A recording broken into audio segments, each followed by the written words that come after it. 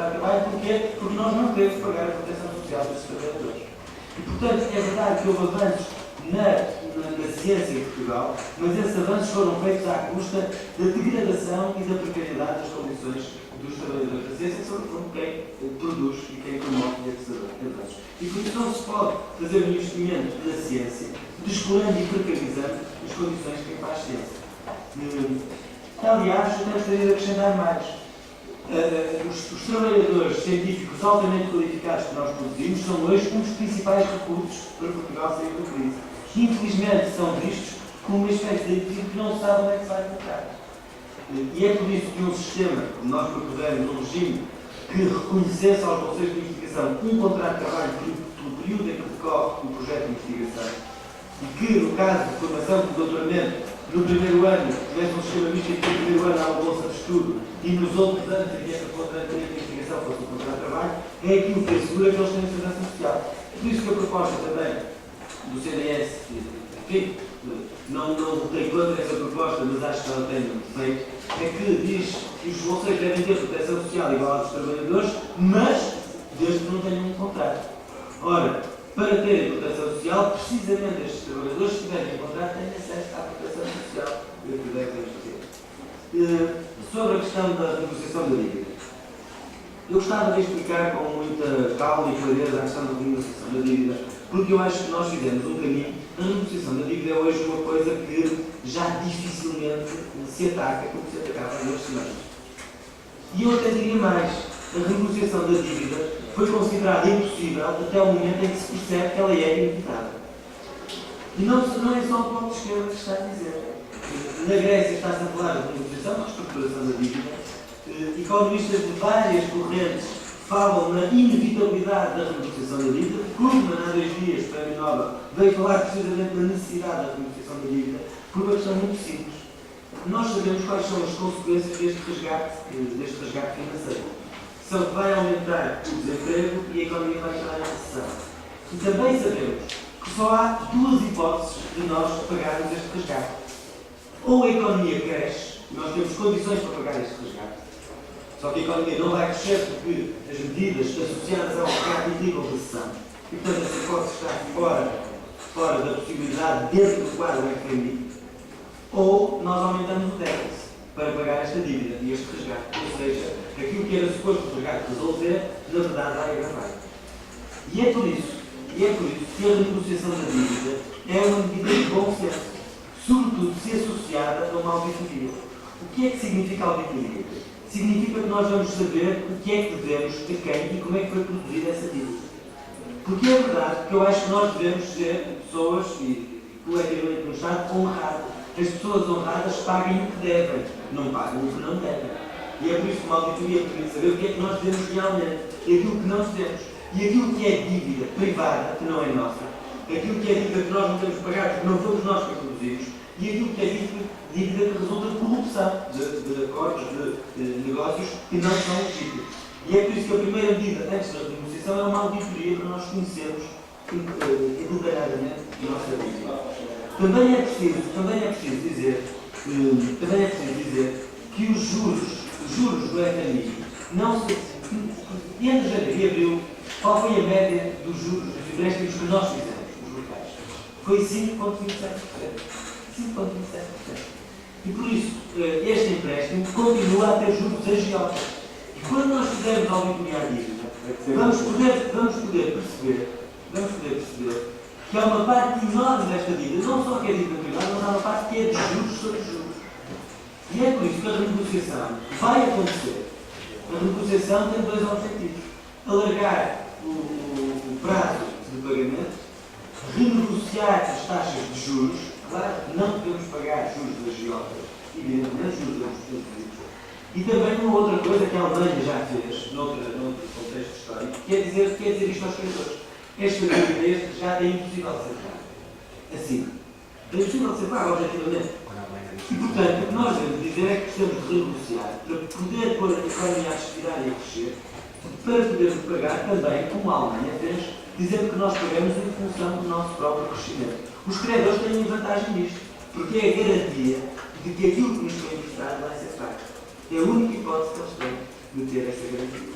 De resto, o que se passa na Grécia e o que está a passar na Irlanda é bastante relevante neste mundo. Última nota sobre isto. O resgate financeiro do FMI, que não é uma ajuda, e que são 78 mil milhões de euros, que o FMI vai lucrar em juros 30 mil milhões, desses cerca de 80 mil milhões, 57 mil milhões vão para nós devolvermos na prática aos setores. E 12 mil milhões vão diretamente para apoiar a banca, que é precisamente a banca que em Portugal ganha 4 milhões de euros por dia de lucro e que não paga nada. E é por isso que este resgate não corresponde ao nosso ponto de vista, e é por isso que nós somos contra este resgate. Este resgate não corresponde às nossas necessidades e é por isso que a primeira medida que nós estamos de antecipar para salvar as pessoas, para salvar os salários, para salvar a educação, para salvar as bolsas, é precisamente negociar esta medida. 10 segundos só para dizer isto. Que me custa, sinceramente, que, em particular, os representantes do PS e do PSD venham manifestar simpatia com as intervenções, nomeadamente com a questão do bolseiro. Quando tenham atenção, simpatia, preocupação, quando no momento em que se tomam decisões, no momento em que essas propostas foram discutidas e votadas, foi precisamente o vosso voto, vou fazer em final de pensar, o voto das organizações que vocês representam, que impediu de responder a estas questões. Portanto, acho que há aqui também que assumir o momento em que nacionalmente discutir o futuro, mas também é de alguma forma de prestar contas e de assumir responsabilidades. E nós não podemos dizer que sim a qualquer preocupação, quando na prática, quando tivermos o poder de decidir, decidimos contra as interesses dessas pessoas. Também sobre as questões dos bolseiros de investigação científica, eu creio que é de uma grande injustiça. Nós temos também tomado posição sobre isto que entendemos inadmissível de dizer que se investe na ciência, mas à custa da degradação das condições em que os bolseiros desenvolvem o seu trabalho. Uma coisa são bolseiros de investigação científica, outra coisa são investigadores. Contabilizar investigadores com base em bolseiros é de facto uma situação que não é rigorosa do ponto de vista do apuramento dos dados. Há pouco tempo na Universidade de Algarve encontrei uma estudante que tirou o curso aqui na Universidade do Porto, depois não encontrou trabalho nenhum e pensou, bom, vou ter que fazer um mestrado porque eu não vou conseguir arranjar emprego só com o primeiro ciclo e, portanto, encontrou até um mestrado ligado à área da biologia na Universidade do Algarve que tinha interesse. O professor aconselhou-a a concorrer a uma bolsa da FCT com base no projeto de mestrado dela. Ou seja, a candidatura do projeto previa o custo da cobrança da bolsa dela. E ela agora estava preocupada porque a bolsa e o projeto tinham terminado, ela tinha de facto mostrado interesse em continuar a aprofundar aquele tema, mas não existia disponibilidade do ponto de vista do orçamento da FCT de reforçar aquele projeto. Porque existe ainda disponibilidade da FCT para bolsas de investigação de mestrado, mas existe muito pouco, por exemplo, para investigação de doutoramento e de pós-doutoramento. Isso também tem uma razão de ser, porque existe a carreira de investigador. Há pouco o João falou aqui da questão de não existir carreira. Existe a carreira de investigador e está previsto que depois de um pós-doutoramento tenha que haver integração destas pessoas na carreira. É assim que é nos outros países da Europa que dizem que apostam de facto na ciência. Nós não fazemos isso. E o que nós propusemos, depois de ouvir a Associação dos Bolseiros de Investigação Científica, porque eu não sou bolseira e sinceramente nunca tinha sido alertada para a situação, até os bolseiros de investigação científica se organizarem e denunciarem de facto este problema, e não é uma coisa de há 2 nem de há 3 anos, é uma coisa já desde há muito tempo. Nós apresentámos um projeto de lei na Assembleia da República do Estatuto do Investigador Científico e foi com base também numa proposta com o contributo inestimável da ABIC, com base até no modelo francês do regime misto. Esta coisa acaba o José Soeiro colocava de que deve existir uma bolsa de investigação para o trabalho em concreto, mas que nós sabemos que aquela pessoa vai estar naquele posto de trabalho a cumprir aquele horário com supervisão hierárquica no desenvolvimento daquele projeto, tem que ter um contrato a prazo, não é? Por isso que existem os contratos a prazo. Os contratos a prazo não existem para postos de trabalho permanentes. Isso é um recurso ilegal à precariedade. Não é para as caixas do supermercado que rodam contratos a prazo, as pessoas são substituídas e, felizmente, também por intervenção de muitas destas pessoas têm sido obrigadas a reintegrar as pessoas. Não. Os contratos a prazo existem para necessidades temporárias de trabalho e garantem o facto de alguém ficar doente e ter direito ao subsídio de doença, alguém ficar numa situação que não é doença e que é um direito também, que é a gravidez, e ter acesso à licença de maternidade. É tão importante como isso, e eu acho que é da maior justeza. Nós apresentámos por várias vezes, entre cada sessão legislativa, nós podemos apresentar um projeto. O projeto é chumbado e nós voltamos a insistir. Voltamos a insistir não é por saber que PS, PSD e CDS alterem a sua concepção sobre o que é que deve ser investigação científica. Voltamos a apresentar porque é o compromisso que nós temos com as pessoas e, portanto, entendemos que também o caminho só pode ser o do emprego com direitos, o de investigação científica com direitos, não pode ser outro, porque o resto é trabalho escravo e trabalho precário e isso não vai contribuir a nada para o desenvolvimento também científico. E a atualização do valor das bolsas, tu disseste aqui bem há 9 anos que isto não acontece e, portanto, são mais ainda as dificuldades.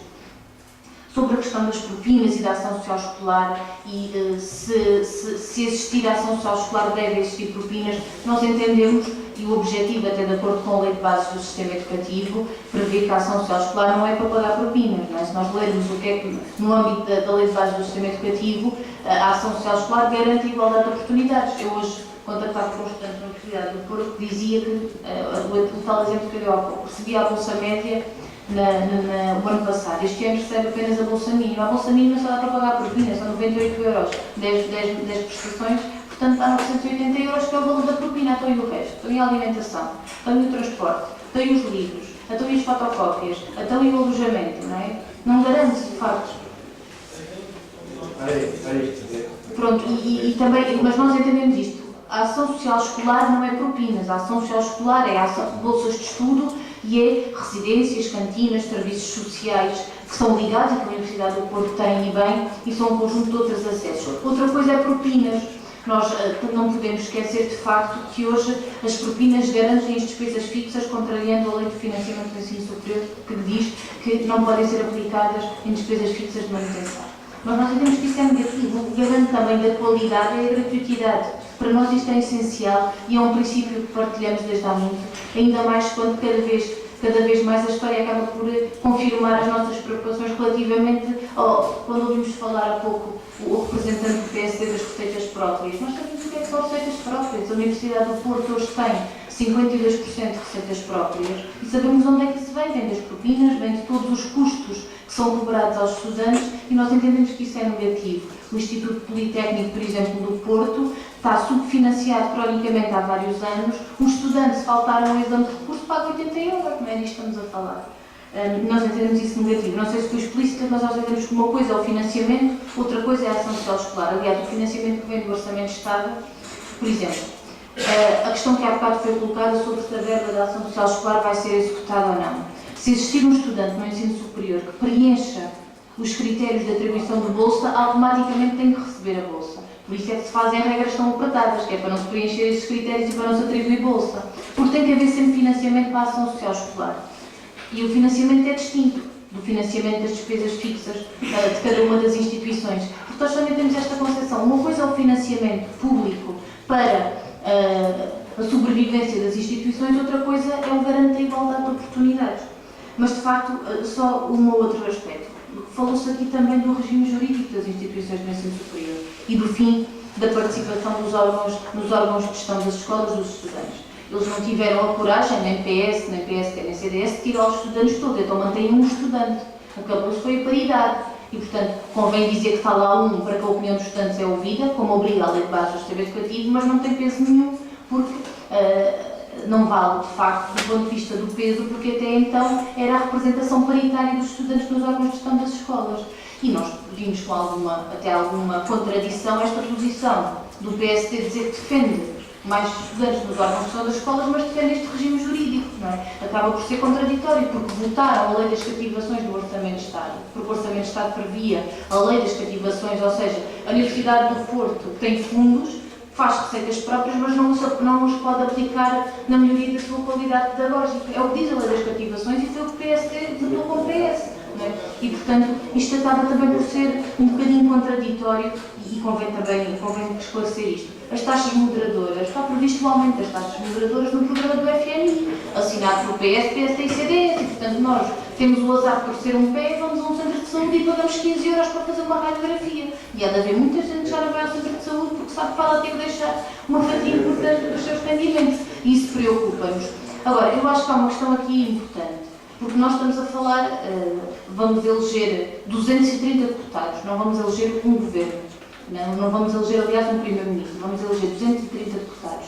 E os deputados apresentam-se ao país e às pessoas com um programa eleitoral. E nós, neste momento, temos 3 partidos com o mesmo programa eleitoral, PS, PSD e CDS, que é o programa do FMI. Portanto, votar no PS, no PSD ou no CDS é votar no FMI. Isto, de facto, é muito negativo e muito gravoso no que diz respeito à ação social escolar, às bolsas de estudo e à situação do ensino superior e ainda mais das bolsas de investigação científica, não é? Porque o FMI defende que deve haver investimento privado, sobretudo na ciência, e muito pouco investimento público na ciência. Até entendem que o investimento na ciência é lucrável, assim como a educação. Eu tenho algumas dúvidas como é que se consegue colocar uma instituição de ensino superior a gerar lucro, não é? Não estamos a falar de uma empresa de batatas, não estamos a falar de indústrias criativas, estamos a falar de custos, porque o ensino superior é um investimento e tem custos agregados, e portanto é muito difícil transformar uma escola, gerir uma escola como se gera uma empresa para que a escola tenha lucro, porque estamos a falar de qualidade de ensino, senão mandamos a qualidade às ortigas e vendemos mestrados de Bolonha ao preço que são vendidos, e isso não é qualidade nem ensino superior público para todos. Desculpe, o que Pedro Ari queria referir era que, pelo menos a bolsa mínima é a propina máxima da instituição. Portanto, a questão das propinas, da execução das propinas, não se colocaria debaixo da social só. Penso que é isso que queria referir. A igualdade de oportunidades, em princípio, seria havendo de facto um nível de ação social forte, tanto do ponto de vista da ação social direta como da indireta. Numa circunstância que não é que hoje se concorre, que a ação social direta e indireta é forte, as propinas continuam a deixar sempre a descender.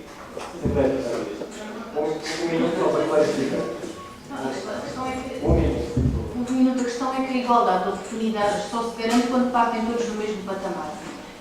Por isso é que nós entendemos que se uma família tem 2 trabalhadores por conta de outra, os seus rendimentos e os impostos que pagam têm que ser menores do que alguém que é detentor de um grande grupo económico. E, portanto, se eu há bocado dei este exemplo, se o neto de Jerónimo Martins, se o avô dele, pelos rendimentos que tem, pagar mais imposto, tanto é justo para ele estar no ensino superior de forma gratuita, porque o avô já pagou mais que o outro estudante, não é? E, portanto, depois a igualdade de oportunidades é para o material escolar, é para todos terem acesso ao mesmo tipo de livros, a comprarem bibliografia, a poder comer 2 refeições por dia e todas as outras coisas. Quero dizer só 2 coisas. A ação social, quando foi criada, não havia propinas, o que significa que as bolsas de ação social não eram para isentar os estudantes de propinas, eram para pagar os custos para além do custo da taxa, digamos assim. E a situação que nós temos hoje é que a maioria dos estudantes bolseiros, a bolsa corresponde ao pagamento da propina, o que significa que na prática não tem nenhuma bolsa na concepção de bolsa que existia na maior parte do período em que houve ensino superior. E a questão das propinas é também esta. Eu acho que, para pegar no exemplo do Garrido Azevedo, ainda que ele não tenha nenhum filho no ensino superior, acho justo que uma parte do imposto que ele paga sirva para pagar a frequência do ensino superior de famílias que têm filhos. Ou seja, a questão é se o ensino superior deve ser pago pelos próprios que o frequentam, seja através da propina, seja através de empréstimos, ou se, pelo contrário, alguém que tenha bastante dinheiro, mas não tenha nenhum filho no ensino superior, deve, com os seus impostos, ajudar a pagar a frequência do conjunto de pessoas que têm necessidade de pagar. Estamos mesmo a terminar, vamos fazer mais uma última ronda para abordar as questões de economia, contratação, mercado de trabalho, portanto, há aqui uma dicotomia entre esquerda e direita, entre a flexibilização do mercado de trabalho, os contratos de trabalho, os maiores benefícios pela direita e direita. Gostaria também de abordar as questões do ponto de vista geral, não é uma perspectiva com muito técnicos, porque depois não vai poder esclarecer a nossa audiência. Também abordar a questão da sustentabilidade da segurança social, se faz sentido a médio e longo prazo aumentar a idade da reforma para 60 anos. E também, relativamente ao pacote, o princípio de privatizações, porque o Partido Socialista também já propunha esta mudança eletrónica, privatizar setores como os Correios, que sabemos que no Reino Unido, perante uma governação trabalhista, foi uma iniciativa fracassada que teve que ser nacionalizada de volta, e portanto sabemos também que o próprio CDS elenca no seu plano eleitoral um pacote de privatizações, salvaguardando os pontos naturais. Portanto, convém esclarecer de facto que vai haver sempre, em período de campanha eleitoral, a tentativa de uma facção de dizer que existe centralização da economia por parte da esquerda, e a parte da esquerda poderá dizer, em período de campanha, que existe a tentativa de desregulamentar completamente a economia e aumentar um sistema anarcocapitalista. Obrigado. Posso só colocar uma questão muito rápida? Sim. É só fazer uma proposta, porque de facto já é uma vergonha, há transportes que já não existem para não existir.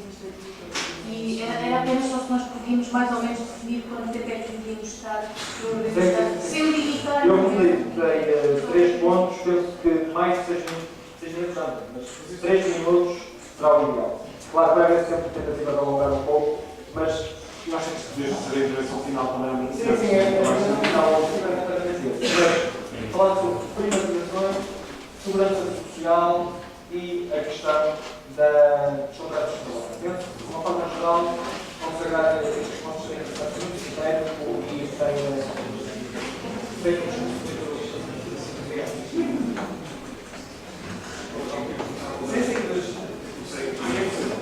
queria começar assim. Não, mas é que eu comecei sempre, agora podemos começar. Pronto. Vocês estão a preparar, vocês, se quiseres começar, se estás preparado, pode ser. Ou...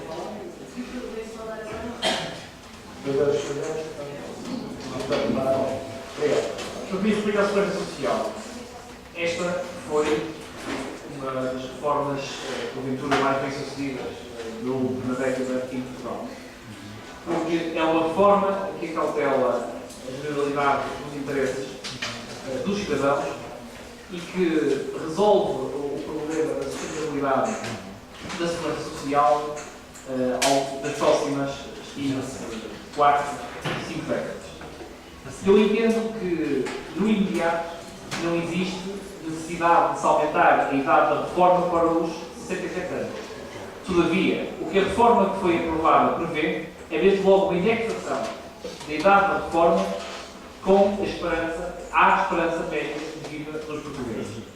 O que é um modelo que me parece justo, porque é muito fácil ter um discurso que é um discurso efetivamente popular, de dizer que as pessoas a partir dos 60 anos pura e simplesmente não deviam trabalhar. É fácil ter esses discursos, os partidos à esquerda do Partido Socialista têm um discurso que façam nesta matéria. Mas a verdade é que a questão da natalidade é uma questão hoje determinante para a sustentabilidade até das prestações sociais, do apoio social que o Estado confere aos seus cidadãos, têm hoje um peso muito significativo do ponto de vista do orçamento do Estado de cada país e, como tal, não há, não vislumbro uma solução alternativa melhor do que aquela que foi encontrada nos últimos anos. No que diz respeito às privatizações, gostava também de retomar um assunto que há pouco foi abordado e sobre o qual não tive a oportunidade de me pronunciar, e que está relacionado com a limitação dos vencimentos dos gestores públicos. Ora, sobre isto, gostava de dizer, no abstrato, é muito fácil nós concordarmos que nenhum gestor público possa oferir um rendimento mensal superior ao do Presidente da República. E todos nós, estou certo, concordamos com este princípio. Porém, pensemos no caso específico, e permitam-me dar um exemplo muito particular, pensemos no caso específico da TAP. É uma empresa que neste momento se encontra na esfera do domínio público e cujo chairman tem um ordenado efetivamente milionário, que estou convencido a todos nós levantará as maiores dúvidas do ponto de vista da necessidade do Estado remunerar de forma tão significativa esse mesmo chefe. Ora, a verdade é a seguinte: o Estado não pode ter um papel ou em empresas que disputam concorrência, que são players no mercado global, como é o caso da aviação civil, e depois recusar-se a pagar para ter ao seu dispor os melhores gestores para poder gerir essas empresas. E, portanto, o que é que aconteceria se neste momento o gestor da TAP passasse a ter um rendimento 5 ou 6 vezes inferior àquele que oferece neste momento? Muito provavelmente escolheria uma outra empresa, sairia da empresa, à semelhança até do que aconteceu no Serviço do Estado, na Direção-Geral das Contas de Impostos, há uns anos atrás, com um atual administrador do Millennium DCT. Fez um notável trabalho, eu acho que não há pessoas insubstituíveis, nem na administração pública, nem no mundo empresarial, mas fez um notável trabalho, nunca se combateu de forma tão efetiva a fuga e a evasão fiscal em Portugal e, no entanto, o ordenado dele tendo sido reduzido substantivamente, ele optou por abandonar as suas funções. É difícil nós dizermos se o sucesso de uma determinada empresa ou os resultados de uma determinada instituição dependem apenas do seu gestor principal. Não. Isso é uma conclusão que nós não podemos retirar. Mas no caso particular da TAP, pensamos da seguinte forma: será que nós conseguiríamos ter gestores com tanta qualidade a gerir a empresa caso essa limitasse o vencimento dos gestores públicos? Portanto, é muito fácil concordarmos no abstrato com as ideias, mas quem está no poder tem a obrigação de, em cada caso, perceber qual é a melhor solução, porque, efetivamente, se nós atendêssemos... Eu tenho sensibilidade social e percebo as preocupações que são apresentadas. Agora, se o Bloco de Esquerda ou o Partido Comunista estivessem no poder e implementassem o seu programa político, eu temia pelo futuro do nosso país, porque o Partido Comunista e o Bloco de Esquerda não fazem parte do chamado arco da governabilidade, porque não fazem parte também do arco da responsabilidade. Gostava também de dizer o seguinte relativamente aos contratos de trabalho. Eu entendo que o caminho da flexibilização é um caminho perigoso. Mas reconheço também, até porque é uma das condições, é um dos pressupostos do memorando de entendimento entre a Troika e o Estado português, que teremos de agilizar algumas questões, pelo menos para as nivelar de acordo com aquilo que é a prática corrente na maior parte dos Estados-membros da União Europeia. Acho também o seguinte, não concordo que o trabalho para a vida deva ser posto em causa. Hoje está muito em voga dizermos, bom, o trabalho para a vida acabou e as pessoas têm de se adaptar a essa realidade. Não. E nem o Partido Socialista subscrevemos esse discurso. Mas momentos excepcionais exigem respostas excepcionais. E a verdade é que nós também temos de ponderar, do ponto de vista da economia, se é mais útil para uma empresa ter, ainda que por um período de tempo pré-determinado, maior facilidade em poder prescindir dos serviços do seu colaborador, não pondo em causa, contudo, a sustentabilidade dessa própria empresa. Prescindir é despedir. Não é chegar a um acordo, sempre com acordo, enfim. Despedir, não é despedir. Não há questões. Não é despedir. Mas levanta bem esta questão, de forma muito clara. É melhor para uma empresa que tem 5 mil ou 6 mil trabalhadores despedir alguns trabalhadores, enfim, ainda que sob determinadas condições, e assegurar a sua viabilidade e assegurar que os restantes trabalhadores continuam a poder ter o vencimento todos os meses para suportar os seus encargos, ou levar essa empresa automaticamente à falência. Essa é uma questão que tem que se colocar também. É uma questão que tem que se colocar, ainda do ponto de vista da reflexão. Com certeza que não faz parte das propostas políticas do Partido Socialista, nem tão pouco da minha visão. Mas, como disse, momentos excepcionais exigem medidas excepcionais. E nós temos de perceber que o momento que atravessamos exige um sacrifício enorme por parte de todos os portugueses, que é pedido com respeito e com humildade, mas que tenho também a certeza que dará brevemente frutos que nos possam permitir retomar um caminho de crescimento económico que leve à criação de emprego. Obrigado, João. José Coelho, disponível. Enfim, nós hoje vivemos uma crise do capitalismo provocada, em grande medida, pelo capitalismo financeiro, pela lógica especulativa, e a resposta capitalista a esta crise é a recuperação das margens de lucro por via do ataque ao salário e ao rendimento das pessoas. E o ataque ao salário significa que as pessoas estão a ver o seu salário reduzido, os seus apoios sociais cortados, e portanto estão a ver o seu salário direto reduzido, mas também o seu salário indireto reduzido. O que é o salário indireto? São os serviços públicos, é a segurança social. E é por isso que quando no programa da Troika, o PS, o PSD e o CDS subscrevem que se fala na redução da taxa social única, estamos a falar de uma redução da parte do salário do trabalhador que vai para a segurança social, para ele poder ter proteção do desemprego na reforma. E isto é um extraordinário processo, como nunca houve no nosso país. Um extraordinário processo de transferência da riqueza de quem trabalha para o capital financeiro. E isto faz por esta redução dos salários diretos e indiretos, mas faz também pelas privatizações, por transferir negócios que muitas vezes são, portanto, só quer comprar uma empresa se ela der lucro. Ninguém quer comprar uma empresa como os Correios se não der lucro. E os Correios, porque dão lucro, são apetecíveis para os privados. O Estado, ao privatizar os Correios, ou a CP, ou alguns ramais da CP, como propunham o socialista, enfim, como será também resultado deste acordo, significa que nós estamos a privar o Estado de recursos, estamos a tirar recursos ao Estado para transferir essa riqueza para o lucro privado. E outra forma de transferência direta da riqueza de quem trabalha para o capitalismo financeiro é por via dos juros, nomeadamente dos juros do resgate financeiro. São 30 mil milhões que vão ser diretamente transferidos por via dos cortes nos apoios sociais e nos salários para o capital financeiro, por via desses juros. A precariedade joga neste período também como uma forma desta reestruturação profunda, é isso que está em curso, desta reestruturação profunda das relações sociais em Portugal.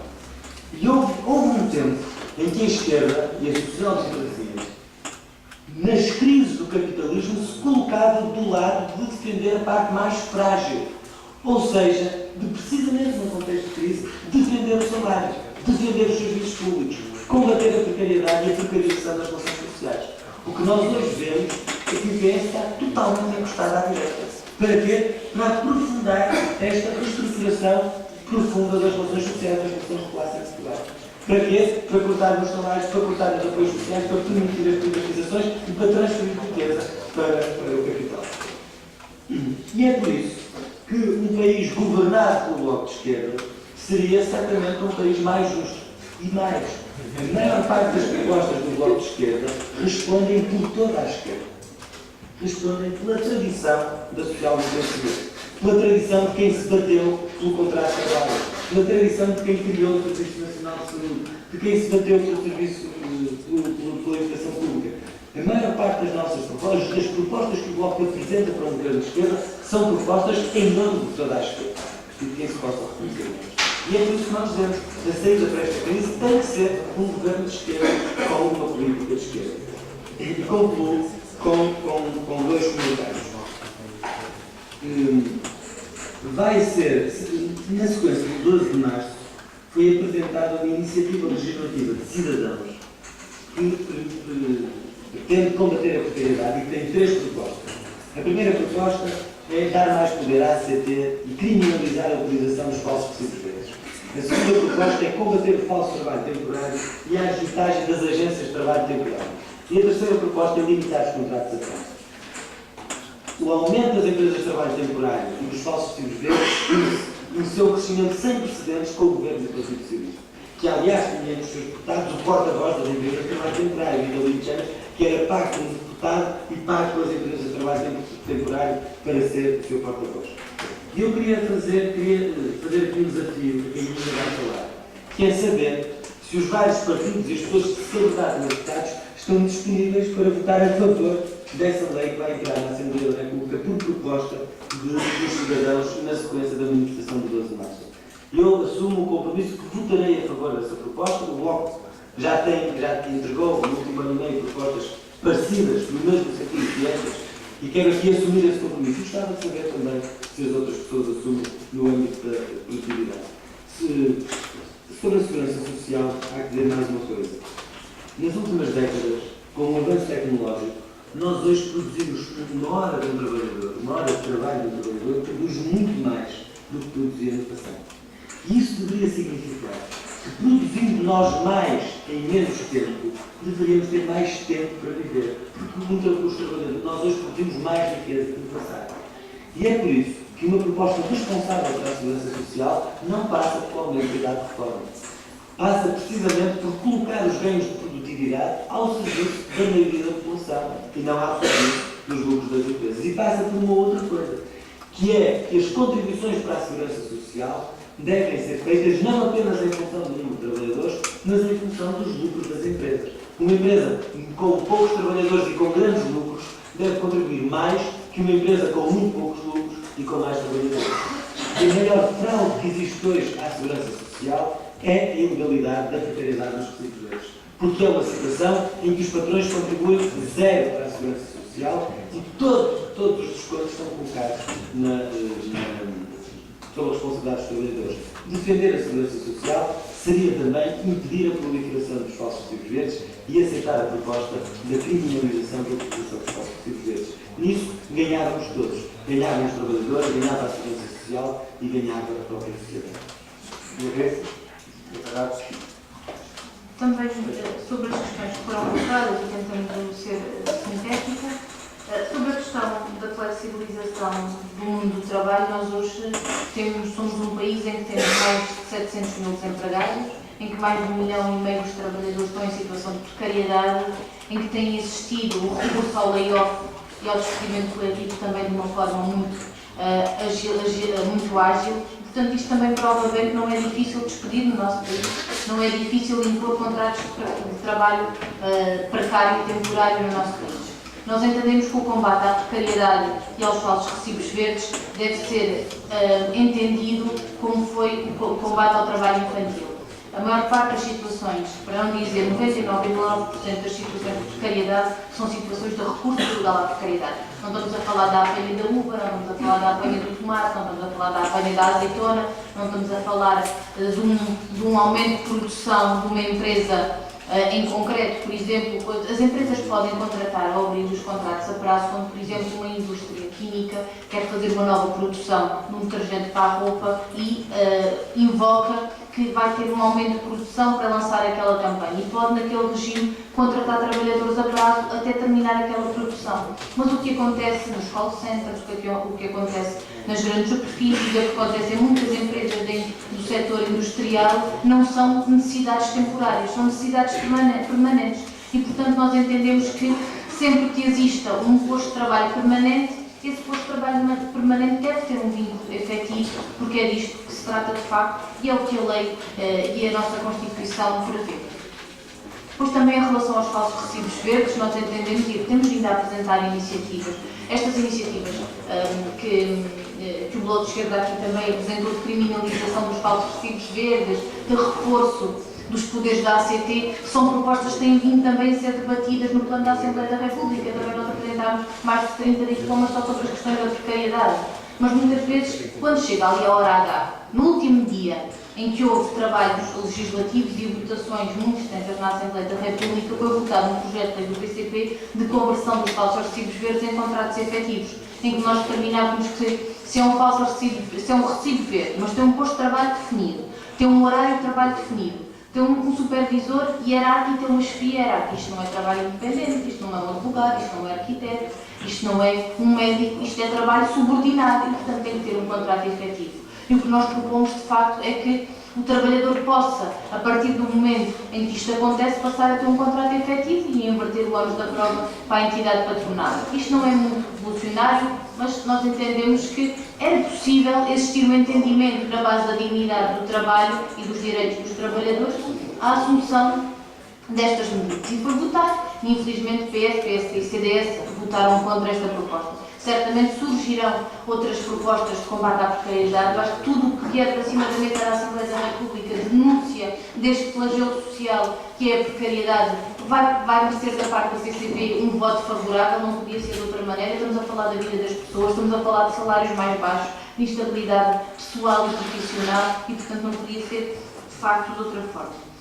Dizer só uma coisa, as despesas com os salários, na maior parte das empresas, assumem um valor residual.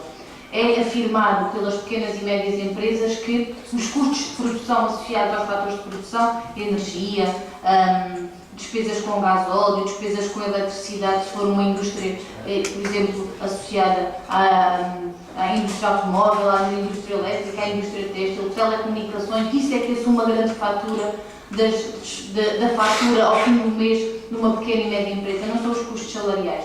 E nós entendemos que é inadmissível que nós temos da zona euro o salário mínimo mais baixo, que são 485 euros. Há hoje jovens trabalhadores licenciados que estão a trabalhar em caixas de supermercados, em call centers, a ganhar 420 euros, porque são 485 e líquidos, porque líquidos dá 423, não é? E, portanto, isto até do ponto de vista do direito à habitação, acaba aqui com qualquer perspectiva de nós podermos sair, de um jovem poder sair da casa dos seus pais e se tornar independente. Pois o flagelo dos estágios não remunerados, que não sequer é trabalho escravo, é pagar para trabalhar, porque trabalho escravo é trabalhar sem receber. Neste caso ainda é mais grave, que é pagar alimentação ou pagar transportes e não receber absolutamente nada. Os estágios não remunerados é de facto uma violência extrema e nós somos completamente contra isto, que tem vindo cada vez mais a ganhar contornos graves. Sobre só a questão muito rápida das privatizações. A EDP era uma empresa que levava o Estado à ruína de ser privatizada, só dava era prejuízo. A partir do momento em que o governo, que era o Ministro da Economia do governo do PSC, decidiu privatizar aquela empresa e depois veio a ser gestor da EDP, a EDP passou a dar lucro e hoje o Mexia recebe não sei se são 30, são 50 salários do Presidente da República e nós pagamos a energia mais cara. As privatizações têm isto. Dão sempre prejuízo quando estão na mão do Estado. Quando passam para a mão dos privados, são sempre tesouros em bruto. A Fertagos é um exemplo disso. Uma linha de caminho de ferro com os mesmos quilómetros que uma linha da CP, o passo são 100 euros, a outra linha com os mesmos quilómetros são 40 euros. Não é? A manutenção da linha é feita pelo Estado, através da Refer, mas de facto os lucros vão inteirinhos para os administradores da Fertagos e não vão para a aplicação desses lucros e desses rendimentos na melhoria de outros serviços públicos e, portanto, nós entendemos que os setores estratégicos da nossa economia devem estar ao serviço do povo e do país e do nosso desenvolvimento. Muito obrigado.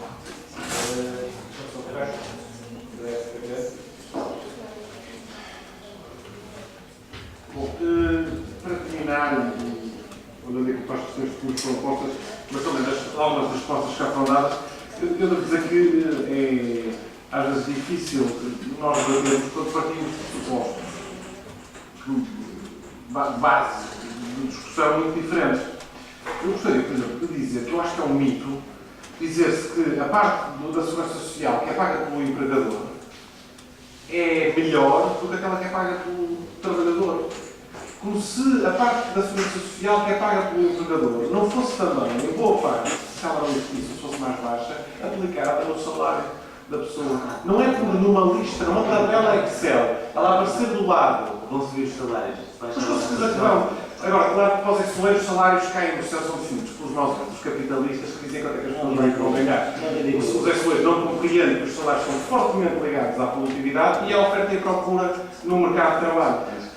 O que é que acontece? Quando há pouco emprego, os salários baixam. Porquê? Porque há mais gente à procura de trabalho do que postos de trabalho que existem e, naturalmente, os salários baixam. Aliás, isto é associado a outro mito também curioso, que foi pela Rita Rato, que é que o trabalho infantil acabou por decreto ou por movimentações sociais. Acabou os patrões quisessem, acabou por Exatamente, isso não é.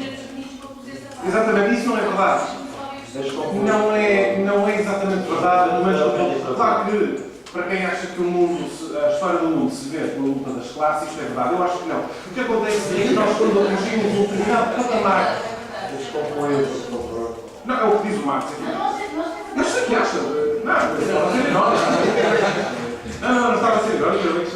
Há mesmo quem acha que a história do mundo se mete pela luta das classes. Ora, o que acontece é que o trabalho infantil acaba quando os povos atingem uma nível de riqueza. Porque deixam de ter mandado os seus filhos para trabalhar. E é muito importante isso. Pode haver as leis que há, e há em Portugal mesmo, quando as pessoas são muito, muito pobres, têm que contar com os. Porque, infelizmente, eu não estou a fazer nenhuma avaliação. Não estou a fazer nenhuma avaliação moral disto. Estou a descrever aquilo que para mim é um facto. E também outro momento que aqui foi dito agora é que Portugal tem o salário mínimo mais baixo da Europa, o que não é verdade, desde logo. Não é verdade, não, mas é por salário mínimo, mas não existe salário mínimo, como não existe em muitos outros países da zona euro. Ora, o que é que acontece? Os países com menor produtividade têm melhores condições para os seus trabalhadores. E é exatamente isso que acontece na Alemanha. Não precisa ter um salário mínimo para que tenha bons empregos, muito mais bem pagos e que muitos portugueses queiram estar a viver na Alemanha, onde não se paga salário mínimo. Ou que muitos investigadores queiram estar a investigar nos Estados Unidos, onde as condições para os investigadores são muito melhores, apesar de não terem a proteção social que é reclamada por muitos destes trabalhadores. Ou seja, nós temos que perceber que só sairemos da crise quando crescemos economicamente e quando passarmos para patamares de riqueza os quais já nos prometeram há muito tempo. E afinal, o José Soeiro aqui diz também, que é mais um mito, que esta é a crise do capitalismo. Não é, esta é a crise do socialismo. Porque o socialismo, como dizia a Margaret Thatcher, acaba quando acaba o dinheiro das pessoas. Acabou o dinheiro das pessoas e foi preciso o socialismo e pedir mais dinheiro emprestado. Mais dinheiro emprestado a mais juros ainda do que todo o socialismo já nos tinha pedido emprestado esse tempo passado. Isto pode não ser muito popular, pode não ser muito fácil de perceber, que porventura não é, mas parece-me que é demasiado evidente. Nós andamos anos e anos a pedir emprestado para financiar os Estados de Euro 2004, queriam criar um boom económico brutal dentro do meu. Ainda sou o tempo dessa discussão. Andamos a pagar este para 98, queria criar um crescimento económico fabuloso. E andámos a pedir dinheiro emprestado e afinal. Eu não tenho problema nenhum em assumir os erros do meu partido, fazer melhor e fazer os mesmos com os erros do teu. Porque eu vos digo uma coisa. Quando o Bloco aqui pergunta como é que vocês vão votar a iniciativa legislativa de cidadãos, eu não preciso responder, eu respondi no sábado passado, mas não me importo de porventura tirar a dúvida de alguém que esteja na assistência. É que dizer, por exemplo, que os contratos a termo, ao fim de 18 meses, têm que passar imediatamente para o quadro, é por mais gente a querer. É fazer exatamente o contrário daquilo que o Bloco aqui pede. Porque as pessoas, ao fim de 18 meses, vão para os recibos verdes falsos ou não falsos, não interessa, vão para o desemprego. Porque as empresas, na situação económica em que está o país, não vão apostar em meter alguém no quadro, não sabem se tem clientes amanhã. Eu pergunto, quantas pessoas estão em condições hoje de dizer que vão comprar um carro novo, ou comprar uma casa nova, ou fazer grandes investimentos na sua vida? Não estão. Porquê? Porque a situação económica está má. Dizia há bocado aqui Tarrati, vou terminar, que os salários são uma parte muito pequenina do trabalho dos custos das empresas e que afim que os lucros são muito grandes e que se podia pagar um pouco mais. Mas também isto é não compreender como é que funciona a economia. Quem investe são os mausões dos capitalistas, é verdade, mas ainda são eles que garantem os empregos, não é os dinheiros de sobra, as pessoas cartazes que põem na rua, os 150 mil postos de trabalho. Quem põe o dinheiro nas famílias e quem garante emprego são as pessoas que decidem investir um bocadinho no seu dinheiro. Os patrões, não deixaram? E é por emprego dos famílias. O mesmo dinheiro que eles investem. Lá está, é como eu dizia no início desta. Vou terminar. No início desta minha última intervenção. É muito difícil nós chegarmos a um ponto comum e depois também é engraçado as pessoas reclamarem muitas vezes que os políticos deviam entender mais, mas nós nem as coisas mais básicas nos entendemos. Para mim, como é evidente, entre um trabalhador e um patrão há um interesse comum. Que é, um quer trabalhar e o outro quer que alguém trabalhe para ele. Como é evidente. E exatamente por não estarem em É verdade. Se Portugal tivesse crescido economicamente nos últimos 20 anos, não tínhamos calcetas. O que é que os países evoluídos fazem aos calcetas é que mandamos para a Índia. E não têm calcetas, têm trabalhos muito mais produtivos e muito mais eficazes na sua própria economia. Mas lá está, não nos entendemos essas coisas básicas, eu compreendo isso. Muito mais pobre do que nós, porque se dispostos a trabalhar no call center, porque quando eles também crescerem economicamente, também vai deixar de exatamente. A evolução tecnológica é isso lá. Eu vou terminar.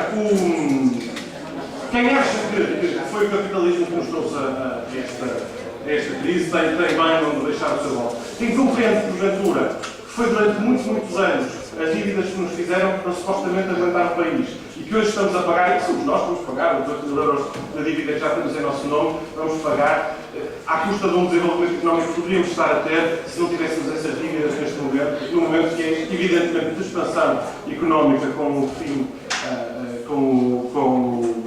com o fim desta crise. Quem achar porventura que é mau andarem outros a fazerem com o nosso dinheiro aquilo que não nos perguntam a nós, nem querem saber, tenham um bom voto no CDS, parece-me evidente, e não tenho problema nenhum em estar aqui à vossa frente a defender isso. Muito obrigado. Para concluir. Para terminar, eu tentarei ser mais breve e queria começar, agora que é uma intervenção, por agradecer a presença a todos, e acho que se comprova aquilo que eu dizia no início, é que a juventude portuguesa e os jovens deste país não estão fixados na política. E essa é a grande prova, estamos aqui até à 1h30 da manhã, e eu amanhã trabalho de manhã, e faço tudo por estar aqui, estas horas, a discutir convosco as questões que são do interesse do país. Vamos então tentar tocar em todas as questões que foram levantadas. Em relação às privatizações, em 2 palavras. Eu queria agradecer à Rita, porque eu acho que ela me ajudou na defesa